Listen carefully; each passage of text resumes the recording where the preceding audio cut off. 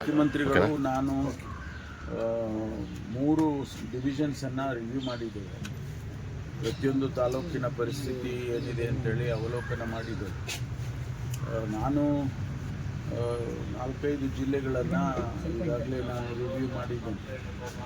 ನಮ್ಮ ಜಿಲ್ಲೆನೂ ಕೂಡ, ತುಮಕೂರು ಜಿಲ್ಲೆನೂ ಕೂಡ ಪರಿಶೀಲನೆ ಮಾಡಿ ಪರಿಸ್ಥಿತಿಯನ್ನು ಅರ್ಥ ಮಾಡಿಕೊಂಡಿದ್ದೇವೆ. ವಿರೋಧವನ್ನು ವ್ಯಕ್ತ ಮಾಡಿದ್ದಾರೆ.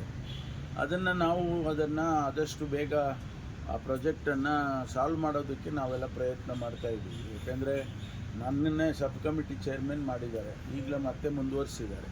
ನಾನಾಗಲೇ ಈಗ ಒಂದು 7-8 ಸಭೆಗಳನ್ನು ಮಾಡಿದ್ದೇನೆ.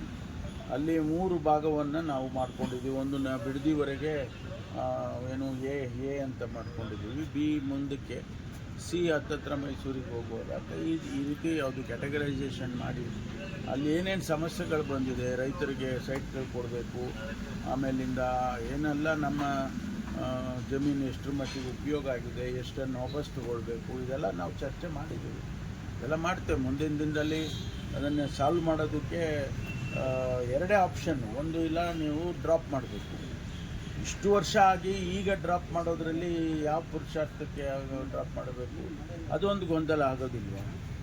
ಅದನ್ನು ಮುಗಿಸೋದ್ರಲ್ಲಿ ಕಾನೂನು ಚೌಕಟ್ಟಿನಲ್ಲಿ ಏನು ಮಾಡಬೇಕು, ನಾವು ಹಿಂದೆ ಅಗ್ರಿಮೆಂಟ್ ಏನಾಗಿದೆ ಆ ಅಗ್ರಿಮೆಂಟಿನ ಚೌಕಟ್ಟಿನಲ್ಲಿ ಕೆಲಸ ಮಾಡಬೇಕಾಗ್ತದೆ. ಅದನ್ನು ನಾವು ಪರಿಶೀಲನೆ ಮಾಡ್ತೀವಿ. ಖಾಸಗಿ ಡೆವಲಪರ್ಸ್ಗೂ ಜಮೀನು ಕೊಟ್ಟಿದ್ದಾರೆ ಅಂತಕ್ಕಂಥ ಆರೋಪವನ್ನು ಅದು ಒಂದು ಭಾಗ. ನಮಗೆ ಪ್ರಾಜೆಕ್ಟ್ ಕಂಪ್ಲೀಟ್ ಆಗೋದು ಒಂದು ಭಾಗ. ನಾವು 23,000 ಎಕರೆ ಭೂಮಿ ಕೊಡಬೇಕು ಅಂತೇಳಿ, ಅದರಲ್ಲಿ ಏನು ಉಪಯೋಗ ಆಗಿದೆ, ದುರುಪಯೋಗ ಆಗಿದೆ, ಅದೆಲ್ಲ ಬೇರೆ ಎಕ್ಸಾಮಿನ್ ಮಾಡುತ್ತಾರೆ. ಆದರೆ ನಮಗೆ ಮೇಲೆ ಇಂಟರ್ನ್ಯಾಷನಲ್ ಏನು ಏರ್ಪೋರ್ಟಿಗೆ, ಈಗಿರುವ ಕೆಂಪೇಗೌಡ ಇಂಟರ್ನ್ಯಾಷನಲ್ ಏರ್ಪೋರ್ಟಿಗೆ ಕನೆಕ್ಟಿವಿಟಿ ಮಾಡೋದಕ್ಕೆ ಸುಲಭ ಆಗುತ್ತೆ ಅಂತೇಳಿ ನಾವು ಹೇಳಿದ್ವಿ. ಆದರೆ ಟೆಕ್ನಿಕಲಿ ಅವರು ನಾವು ಹೇಳಿದ್ದು ಕೇಳೋದಿಲ್ಲ. DGC ಏನವರು ಟೆಕ್ನಿಕಲ್ಲಾಗಿ ಅದು ಸಾಧ್ಯನೇ ಇಲ್ವಾ ಅಂತ. ಬಿಡದಿ ಹಿಂದೆ ಡ್ರಾಪ್ ಆಗಿತ್ತು. ಯಾಕೆ ಡ್ರಾಪ್ ಆಗಿತ್ತು? Technically it is not feasible ಅಂತ ಹೇಳಿ ಅವರು ಡ್ರಾಪ್ ಮಾಡಿದ್ರು. ಈಗ ಮತ್ತೆ ಬಿಡದಿನಲ್ಲೇ ಮಾಡಿ ನೀವು ಅಂತ ಹೇಳಿದರೆ ಅದು ಅವರು ಒಪ್ಪಬೇಕಲ್ಲ. ಸೋಮಣ್ಣ ಅವರು ಒಂದು ಅಂಶ ಉಲ್ಲೇಖ ಮಾಡಿದ್ದಾರೆ, ಈಗಿರೋ ಏರ್ಪೋರ್ಟ್ಗೆ 150 ಕಿಲೋಮೀಟರ್ ಲಾಂಗ್ ಡಿಸ್ಟೆನ್ಸ್ ಇದೆ ಅಂತ. ಅದು ಟೆಕ್ನಿಕಲ್ ಆಗಿ ನಾವ್ಯಾರು ಹೇಳಕ್ಕೆ ಬರಲ್ಲ. DGC ಗೈಡ್ಲೈನ್ಸ್ಗಳು ಕೆಲವಿದಾವೆ. ಅದು ಆ ಫಂಡಮೆಂಟಲ್ ಗೈಡ್ಲೈನ್ಸನ್ನು ಫುಲ್ಫಿಲ್ ಮಾಡಿದರೆ ಮಾತ್ರ ಅದು ಮಾಡೋಕ್ಕೆ ಸಾಧ್ಯ. ಪಕ್ಷಾತೀತವಾಗಿ ಇದ್ರೆ ಆಗೋದಿಲ್ಲ.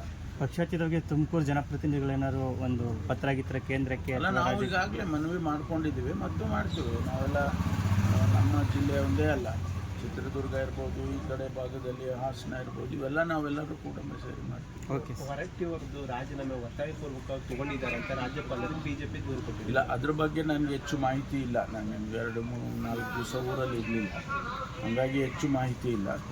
ಮಾಧ್ಯಮದಲ್ಲಿ ಕೇಳಿದ್ದಷ್ಟು ಬಿಟ್ಟರೆ ನನಗೆ ಅದ್ರ ಬಗ್ಗೆ ಹೆಚ್ಚು ಮಾಹಿತಿ ಇಲ್ಲ. Thank you.